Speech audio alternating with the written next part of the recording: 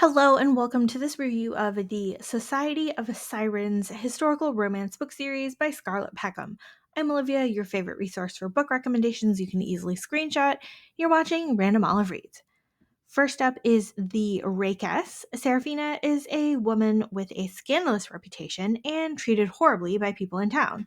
She is setting out to write her memoirs and expose the horrible man who ruined her.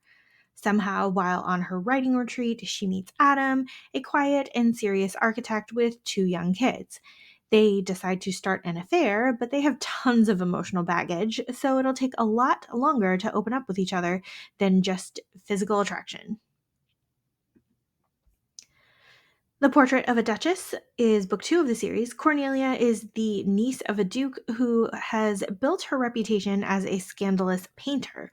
She and her friends are trying to raise funds to build an institute for women, and she needs a place to exhibit her latest collection of paintings. One seemingly random day, her uncle's heir Rafe, and now the Duke, comes to visit to inform her about her inheritance, which hinges on her being married. The surprise is that she's already married to Rafe himself, and he suggests that they go public so that she can claim her money. What follows is a non chronological story of how these two ended up married 20 years ago and then estranged in all the time since then. We get a lot of political maneuvering in this one with a fun little three-person interaction. The Mistress Experience is book 3 of the series. We have a renowned and exclusive courtesan who's being auctioned off for a month of her time to raise funds for her friend's charity and to open that institute for women. She's expecting to spend a month in the country with a dissolute rake, so she is very surprised to find herself at a rustic cottage with a very straight-laced earl instead. Alistair is planning to take a wife this season and needs some lessons in the bedroom to ensure that he's fulfilling his wife's needs.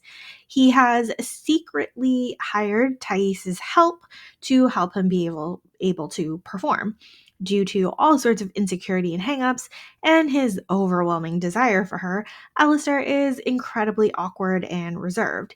He clearly needs to have trust and an emotional connection to be open to any sort of physical activity, and it takes a bit of time to pull him out of his shell. Over this month in isolation, we get to see a steamy, slow burn romance develop, and these two people connect and let down their walls.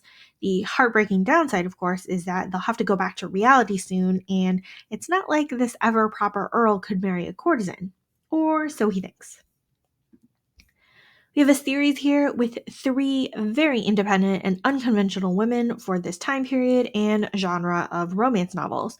We've basically got a group of friends who are fighting for women's political rights along with securing their own individual goals and accomplishments.